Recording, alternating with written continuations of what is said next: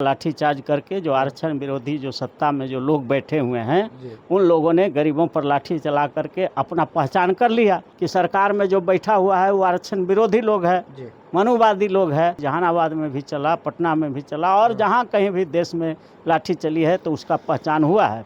तो अब हम लोग को करना ये है कि अभी तक वो लोग एक्शन करता है, हम लोग सिर्फ रिएक्शन करते हैं। अब हम लोग रिएक्शन नहीं करेंगे, अब हम लोग एक्शन करेंगे। अब तो रिजर्वेशन ही समाप्त हो रही है सर, कोटा के अंदर कोटा कैसे हो जाएगा? वो मनुवादी मीडिया के लेटरल एंट्री का जो वैकेंसी आया, हाँ वो सब जो है बंद हो गया ना। लेटरल एंट्री तो छोड़िए, अब इन लोग का बैकडोर एंट्री जो होता था वो भी बंद होने वाला है। अब एक ही नारा होगा कि जो 90% आरक्षण की बात करेगा वही अब भारत में राज करेगा। अब जो आंदोलन का अगला जो चरण होगा कि आरक्षण विरोधी हटाओ और देश बचाओ। बहुजन समाज के तमाम जो संगठन थे या फिर कल SC ST समाज के जो संगठन थे, कल भारत बंद किए थे सुप्रीम कोर्ट के फैसले के खिलाफ। जो कोटा के अंदर कोटा लाने का जो डिसीजन दिए हैं सुप्रीम कोर्ट, उसके खिलाफ थे। कल भारत बंद में लाठीचार्ज भी हुआ पटना में, और कई राज्य में भी लाठीचार्ज हुआ, और बिहार के कई जिला में भी कई पे तो केस दर्ज है, कई जेल भी गए हैं। हमारे साथ बात करने के लिए इस वक्त पटना हाईकोर्ट के एडवोकेट अरुण कुशवाहा सर हैं। कैसे देख रहे हैं सर, कल तो लाठीचार्ज हुआ, अब आगे क्या कुछ होगा?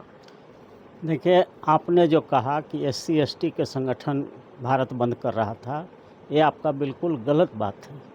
पूरे देश के अनुसूचित जाति, अनुसूचित जनजाति, अत्यंत पिछड़ा वर्ग, OBC, माइनॉरिटी, जितना भी बहुजन समाज के लोग थे और जितना भी बहुजनों का संगठन भारत में था, वो सब मिल करके बहुत भारी एकता दिखलाया है इस बार। और ऐसा लगा कि इस बार पचबंधन बन गया है। ये पांचों समाज का, SC का, ST का, मोस्ट बैकवर्ड का, OBC का, माइनॉरिटी का, ये पचबंधन बना। और इस पचबंधन का ये रंग रूप जो दिख रहा था, पूरा भारत सुनसान लग रहा था।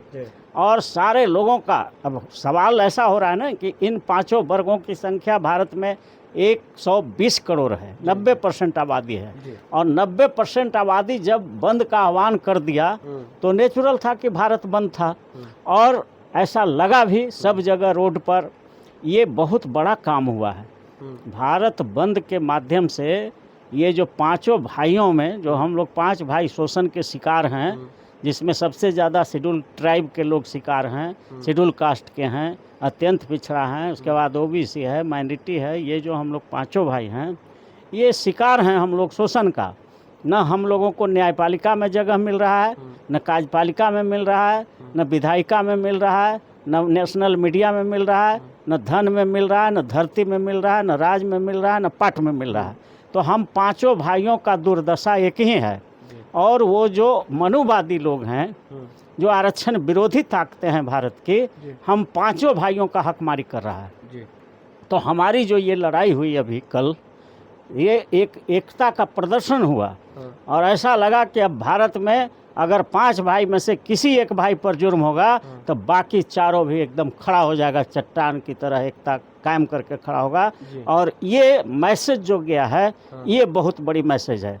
अगर इसी तरह का एकता अनुसूचित जाति, जनजाति, अति पिछड़ा और अल्पसंख्यक समाज में बना रहे, और भावना ये रहे कि एक भाई के पीठ पर अगर कोई फूल का भी साटी मारता है, छड़ी मारता है, तो दर्द बाकी चारों भाइयों को भी महसूस होना चाहिए।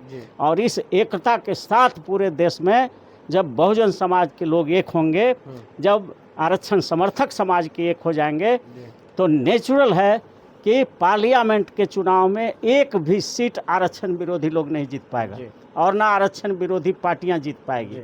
इसलिए आरक्षण के मुद्दे पर बड़ा एकता बना है। और ऐसा होता रहा है पहले भी।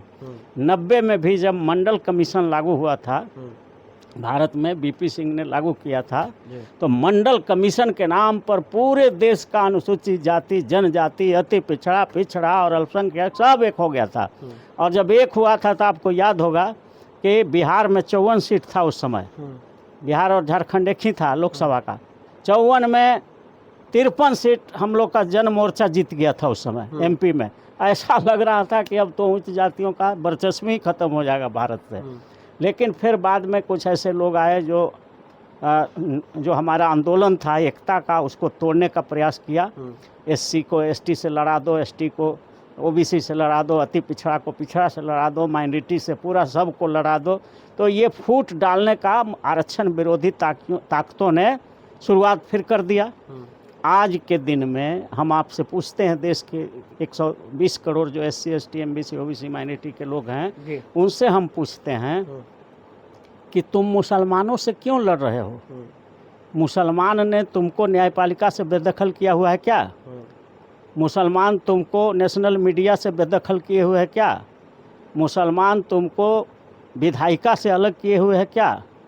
मुसलमान तुमको देश के नौकरियों से अलग किए हुए, दखल किए हुए क्या? तो जो दखल किया हुआ है उससे तुम लड़ नहीं रहे हो।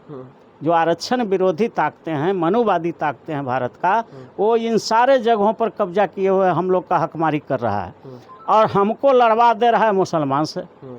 तो ये हमारे लोग चूँकि अशिक्षित हैं, इसलिए उनको समझ में नहीं आ रहा है। जिस दिन हमारे लोग समझ जाएंगे कि हमको मुसलमानों से इसलिए लड़वाया जा रहा है क्योंकि पांचों भाई हम लोग एक साथ नहीं हो पाए। पांचों भाई मतलब अनुसूचित जाति, जनजाति, अति पिछड़ा, पिछड़ा और अल्पसंख्यक। हम पांचों भाई एक साथ जब हो जाएंगे तो देश में कोई लड़ाई ही नहीं रहेगी। 542 सांसद है तो हो सकता है कि 540 सांसद हम लोग का जीत जाए। ये भी अगर पांचों भाई का एकता अगर बना भारत में तो ऐसा स्थिति आएगा कि 542 में 540 भी एमपी जीत सकते हैं। अच्छा सर, क्योंकि हम 90% हैं। सर अब क्या होगा? भारत बंद तो हो गया, लाठी भी चार्ज हुआ, बलपूर्वक मारा गया, अब क्या होगा? अब सुप्रीम कोर्ट का फैसला वापस होगा? आरक्षण विरोधी ताकतों का यहाँ भी प्रदर्शन हुआ लाठीचार्ज करके। जो आरक्षण विरोधी जो सत्ता में जो लोग बैठे हुए हैं उन लोगों ने गरीबों पर लाठी चला करके अपना पहचान कर लिया। अब तो 90% जो आबादी है एससी एसटी एमबीसी ओबीसी का, वो पहचान लिया कि सरकार में जो बैठा हुआ है वो आरक्षण विरोधी लोग है, मनुवादी लोग है, वो गरीब गुरबा पर लाठी चलवाता है। तो एक पहचान हो गया पूरे देश में। जहाँ कहीं भी, जहानाबाद में भी चला, पटना में भी चला और जहाँ कहीं भी देश में लाठी चली है तो उसका पहचान हुआ है। तो अब हम लोग को करना ये है कि अभी तक वो लोग एक्शन करता है, हम लोग सिर्फ रिएक्शन करते हैं। मतलब सुप्रीम कोर्ट ने एक आदेश पारित कर दिया, अब उसी पर हम लोग एनर्जी लगा रहे हैं, उसका विरोध करने में लगाए हुए हैं। हमारा एक्शन होना चाहिए और उन लोगों का रिएक्शन होना चाहिए। हमारा एक्शन क्या होना चाहिए? संपूर्ण आरक्षण क्रांति। वो क्या है? सत्ता का जो 4 पावर हाउस है, न्यायपालिका, कार्यपालिका, विधायिका और नेशनल मीडिया, इन चारों तंत्रों में हम 90% हैं। तो हमारे लोग 90% नियुक्त होने चाहिए और इसके लिए total reservation revolution terror TRR। अब तो रिजर्वेशन ही समाप्त हो रही है सर, कोटा के अंदर कोटा कैसे हो जाएगा? वो मनुवादी मीडिया के लेटरल एंट्री का जो वैकेंसी आया, हाँ वो सब जो है बंद हो गया ना। दबाव बना तो अभी बंद हो गया। तो लेटरल एंट्री तो छोड़िए, अब इन लोग का बैकडोर एंट्री जो होता था वो भी बंद होने वाला है। अब एक ही नारा होगा कि जो 90% आरक्षण की बात करेगा वही अब भारत में राज करेगा। ये नारा गूंजने वाला है पूरे देश में और इसमें हमारा पांचों भाई एक साथ होगा। क्योंकि ये जो लड़ाई लड़ रहे हैं आप लोग, भारत बंद किए हैं, तो क्या लगता है इस लड़ाई में आप लोग जीतेंगे? जीत गए। कहाँ अभी कुछ फैसला आया है? देखिए फैसला आया सुप्रीम कोर्ट का या फिर कल मोदी सरकार? अभी देखिए लेटरल एंट्री वापस लिया, मोदी सरकार का कैबिनेट निर्णय लिया कि हम इसको लागू नहीं करेंगे।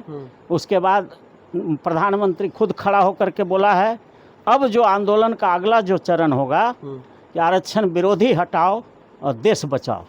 ये जब नारा चलेगा और ये अनवरत चलेगा, अब हम लोग रिएक्शन नहीं करेंगे, अब हम लोग एक्शन करेंगे। मतलब रिएक्शन आरक्षण विरोधी लोग करेगा। जो ही हम मांगेंगे कि सुप्रीम कोर्ट के 34 में से 30 पद SC ST MBC OBC minority के लिए, जज के लिए रिजर्व होना चाहिए। तो ये फैसला वापस होगी? एकदम होगा। ये फैसला वापस, इस तरह के फैसले कितना बार वापस सुप्रीम कोर्ट का हो चुका है। साहबानों का केस आया था एक तो उसको उस समय कानून बना करके निरस्त किया गया।